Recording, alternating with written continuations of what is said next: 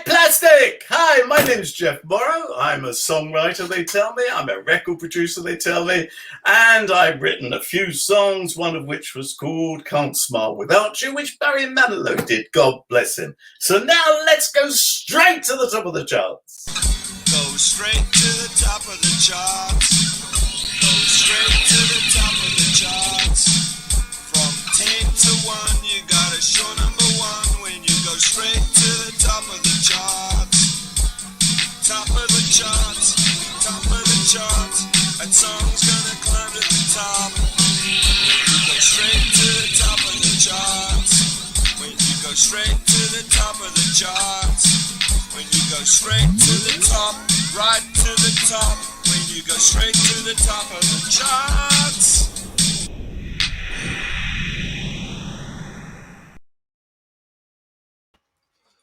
Hi everyone, as I said, it's Plastic EP here and we have the fabulous Sabine, but not only that, we have Geoff Morrow with us today. And how are you today, Geoff, coming in from London?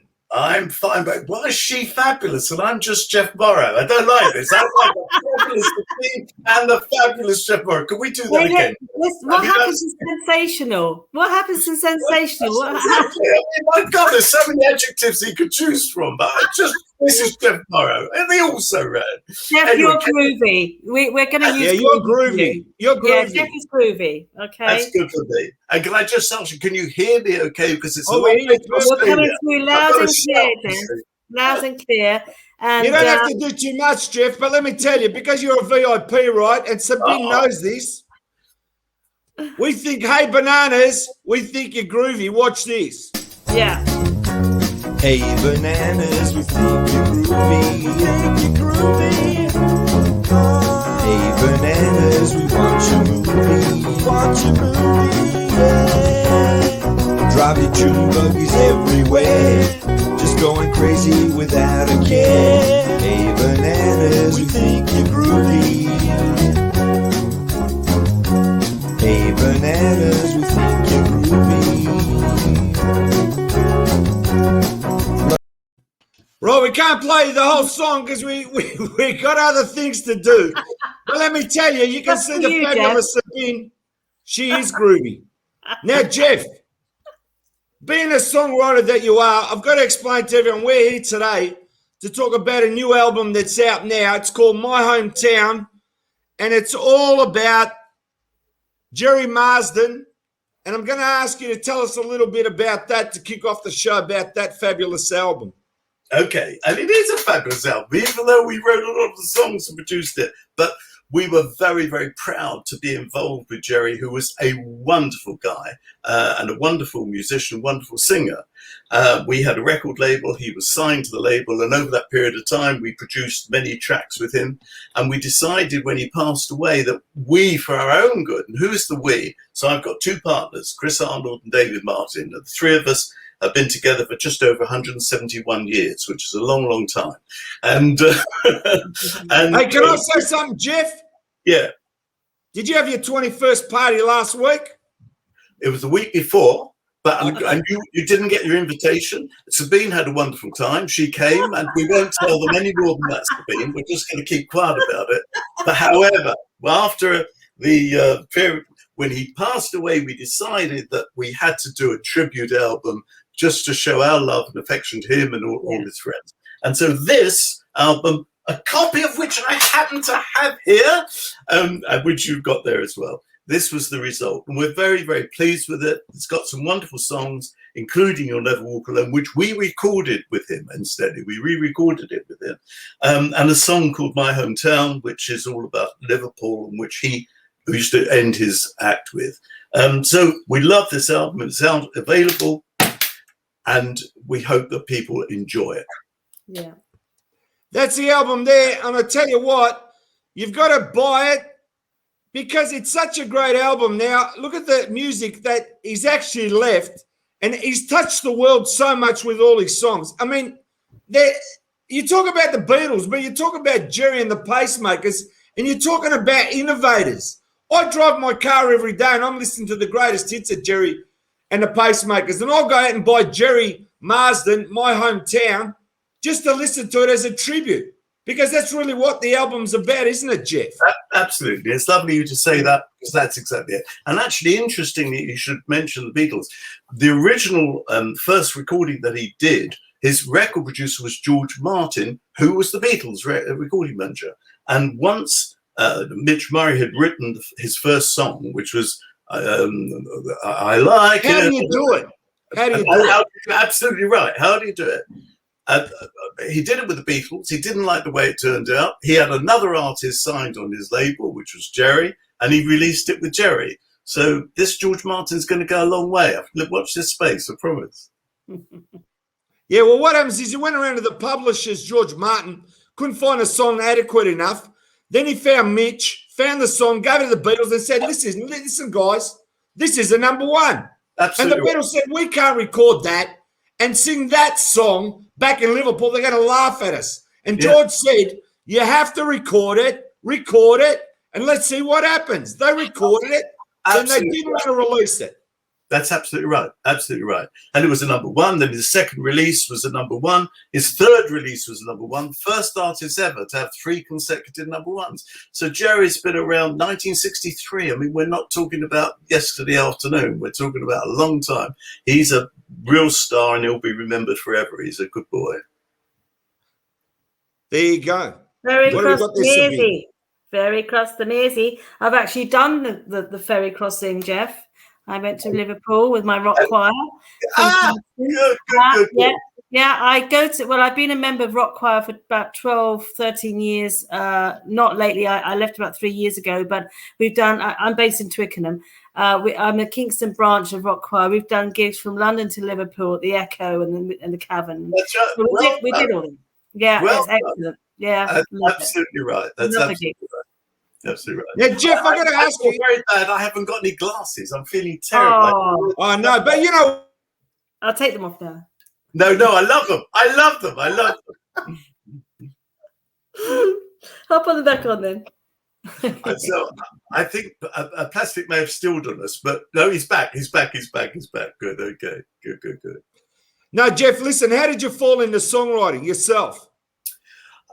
It was something that was a mystery to all of us, because I was actually 5 years old. I was a classically trained pianist, and at 5, all I knew was that I'd made something up. And I went into my mum and I said, I've made something up. And she said, what are you talking about? And I took her into the room and played this thing on the piano. And she passed out, and that was the beginning of the career. So I've always written. And I was very, very quickly, it was an overnight success. I was 5 when I started and 22 when I had my first hit. So it was an overnight success, 17 bloody years. Well, I'm going to tell you this now. With Barry Manilow doing Can't Smile Without You, and that being produced by Ron Dainty and Barry Manilow, I believe it says on the album. Tell me the story about Ron. Ron is just amazing. Yes. It's perhaps important to say that the first recording of it was by my partner, David Martin, who released it in the UK, and it did better than most of his singles. It sold 7 copies in the UK, which was terrific. And from there, it was decided to release it because of that huge success of sale of 7 singles, that it was released in America. And his version was released in America, and did even better. It sold 13 copies in America. So now, we're really in big time here. But what happened was that record was played, as far as we can tell, just once. And it was played in a radio station in Arkansas. And the radio station in Arkansas played it, and Richard Carpenter was driving along in Arkansas, and he decided that he wanted to find out, he wanted to record this song. He stopped the car, no mobile phones back in then, and he spoke to the radio station. He said, "Hi, this is Richard Carpenter." And the guy at the other end said, "Yeah, and this is Richard Nixon." I mean, we know this from Richard Carpenter, he told us. And he said, no, really it is. Please send me a copy of that record. Cut a long story short, Richard Carpenter did an arrangement. It was not a hit because they did it in the same way that David Martin had done it, which was lovely, but very slow ballady. It was then recorded by Engelbert Humperdinck, who did it on an album. He thought it was going to be a single, but he didn't, because he did it in that same style. It was then recorded by numerous artists, so many artists I can't tell you. The reason I tell you all that was that it took Ron Dante to take this song and say, yeah, it's all very nice to be, I can't smile with that. But no, we're not going to do that. We're going to put some balls in it. This is an expression you probably don't know in Australia, but we use it a lot over in the UK. So he took this arrangement. He did 4 key changes. He brought in the brass and the strings and the percussion, and suddenly he made a wonderful, wonderful production. So I've got a lot to thank. And Barry. Barry was also very involved in the production. So we're very grateful for what they turned that song into. Now, since you mentioned Engelbert Humperdinck, I just got to say something. He is the man that stopped the Beatles on their #1 runs. They got to about 13 #1s, and there you go. They've got the single Penny Lane and the other big one, Strawberry Fields, a double A side. But guess what? Here's Engelbert Humperdinck comes on with Please Release Me, Let Me Go, and kills them right in their track and stops them from having their 14th #1 single, since you mentioned the name. Absolutely. And Plastic, I mean, you're only 28, 29 years of age, and so you won't remember. I must be 5 years old then. And Sabine's 25, so you won't remember. No, Sabine's going on 19 next week. But I'm telling you, I wish. people don't realise how enormous Engelbert was. He was absolutely enormous. And he's a legend. He was a legend. He really was. And his album sold, with Can't Smile, sold 2 million units. I mean, he was selling 2-3 million units at a time of albums. He was a serious contender, however. But Geoff, I'm not going to say too much about one particular thing, but I've got to say, having written so many songs, like now, as just somebody that's met you and knows your hits, I mean, I can't fathom being able to co-write a song, I Can't Smile Without You, because everybody knows what the standout song is. But if I had to tell you one song in your life, I've got to tell you that's the standout song. Hasn't it sold more than 22 million copies, that Barry Manilow, Ron Dante single? Absolutely, absolutely. And what's even more extraordinary is that in America, broadcast music, which is the office, if you will, that collects royalties on songs, that if you have 1 million airplays, they give you a special presentation. Very, very few songs have had 1 million airplays. Can't Smile has had 3 million airplays. Wow! I mean, it's that's staggering. It really is. It's a big Now that's the upside. But now we're going to talk about a fantastic story about you. It's 1969, and you meet Elvis in a Nashville recording studio, right?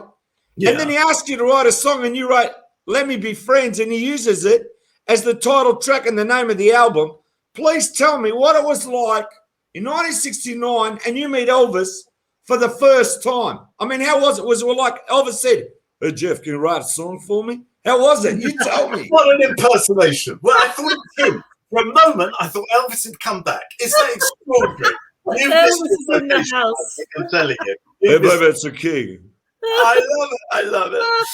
We had been very, very lucky. We'd actually had 3 tracks recorded by Elvis at the time that we met him. And he said to us that he was making this movie called Change of Habit. And he had asked various writers to write a song for him to sing to an autistic child. And none of them had really worked out well. And he said, would we like to have a crack at it? Would we like to have a crack at it? Of course. So we wrote a song which he sings to the kid and he says, let's be friends. And the sad part, I've come to the good part of the story, but the sad part of the story is that indeed they filmed it, but in the end they took it out of the movie. But some months later, we received an album called Let's Be Friends and a note from Elvis saying, I'm so sorry, the song was cut, but I love the song so much. It's the album, it's the title of my next album, which I thought was the loveliest thing in the world. The fact that that letter's worth 50,000 quid is neither here nor there, unimportant. Okay, I'll take 20,000. No, but it was a wonderful thing for him to do, and it's a lovely rendition of a very nice song. But what was it like actually physically being with the man? So there have only been 2 artists that I've been dumbstruck in front of, and he was one of them, and the other was Streisand. You just feel that you're in the presence of not royalty. You're just, it's quite something. The whole room is filled with this feeling, and all you can do is watch. You're just watching them, and if they cough, you go, my God, how wonderfully they coughed! What a lovely cough that was, but these happen to be two artists that I just think are the greatest. But it was awe-inspiring, as the expression goes. It really was. Now, passing on to the fabulous Sabine, sensational Sabine wants to ask you a few questions. Okay. Yeah, from Twickenham. I'm available. I'm available. That's the first question. Totally available. Carry on. Go Geoff, you're London-based. I'm London-based too. I'm in Twickenham, so I'm not far from Ilpie Island. So of course, I'm surrounded by a lot of rock history around here, rock and roll history. The Who, the Stones, everybody. So I'm ideally placed for music. So I'm a real rock chick, but anyway, that's another thing. Okay. So, Geoff, I want to ask you because there are so many names and so many artists that are popping up, and we've got Joe Brown, and we've got Sandy Shaw, we got, Elvis. We just talked about Elvis, Carpenters. So many names. I want to focus on Guys and Dolls because I absolutely loved that number 2, UK number 2. There's a whole lot of love in. I just, it's so That's fresh. So nice of you to say that. That's so nice of you to say that. Very fresh. I love watching the footage on the top of the pops, and wow. So I really love that. That's lovely. Lovely you say that. And this was a group that we put together, actually. We just believed that there was a hole in the market at that time for a boy-girl group. We decided to put the funniest thing that I'm going to tell you that you, Sabine, will like. He won't like it so much, but you'll like it. The funniest thing was that we actually auditioned 220 singers to be to be the 6 that ended up to be Guys and Dolls. And we started with 220, we narrowed it down, and we got to about 30, and then we got to about 12 or 10. And we had all their photos on a big desk that we had in the office. And we said, he goes with her. They look good. He goes with her, and he goes with her. None of them had ever met. Mm. And the 3 couples married each other. Unbelievable. Also good looking, very good looking. They're all good looking. But he married her, the ones that we had said looked good together. He married her. So we decided to go out of the record business and into the matchmaking business, which was much more successful. But I promise you, is that incredible? Just to take 6 people and the 6 It's incredible. Unbelievable. It's unbelievable. Anyway, that was our biggest success, getting them married. No, but it was a lovely record, a wonderful lyric actually by Chris Arnold, and it was a lovely song. And Tony Blackburn over here. Tony. Oh yes, I've met Tony. Yeah, and he's lovely. But he really, one morning we were driving in, he said, "I've got a great record to play you," and he played this all. And then he said, I love that. I'm going to play it again. And he played it twice. And then he said at the end of that, I'm going to do it again. And it's such a feel-good tune. It's wonderful. 3 times on the trot. And we gave him the 100,000 that he'd asked for to do that. No, I'm kidding. He's so sensational, isn't he, Tony? He's fun. Tony's brilliant. Anyway. Geoff, I'm just curious. Have you got a piano in front of you? It's not in front of me. It's underneath this desk that I have here. And I've got an automatic thing that brings it out. They're called my hands. So I pull the piano out. And so it's a very nice keyboard. And then, of course, today I do everything online. It's not like the old days. That's right. Geoff, can I ask you, are you just able to just twinkle the notes for us a little bit? I can't. Oh, okay. Switch on the whole thing. And also I charge enormous money to do that. Okay, that's fine. This is an amazing interview. But look, we've got to go back now. We've got to talk about the album. And as I said, I want everyone to go out there. Gerry Marsden, my hometown, out now. And it's everywhere, isn't it, Geoff? All over the world now, all the platforms. Absolutely, absolutely. Yeah. And what I love about this album, or why shouldn't I? But is that it's so many different styles. He sings in his ballad style, his rock and roll style, his upmark. It's just I was always a big fan of his, and I think anyone listening to the album will say it's very easy listening, which is what he was. Yeah. Yeah. But I'm very grateful for you to had me on. It's been a great pleasure. Oh, it's a great pleasure. I've been to Melbourne a couple of times. I love Melbourne, and I hopefully I'll make it back there one day again. And the threat is that I'll call you Plastic, and I'll call you Sabine. No, but let me tell you something, Geoff. If you come to Melbourne, Australia, I'll take you 1 hour out of Melbourne to the Yarra Valley where the wineries are, and we'll sit there and we'll enjoy ourselves and we'll have a lunch on me. And let me tell you, this has been my pleasure. That's very nice. To a fantastic world-class songwriter such as yourself that's leaving hits all over the world. And I tell you, I cannot fathom that song. As I said, there's certain songs in your life that affect you. And I can tell you, Can't Smile Without You is just like, we really need that ray of sunshine right now around the world. And thank you for writing all your songs, but thank you particularly for writing that one, Can't Smile Without You. It means a lot. Thank you very much. Yeah. It's been a delight to be on. Sabine, I'll give you a phone call as we agreed before the show a bit later.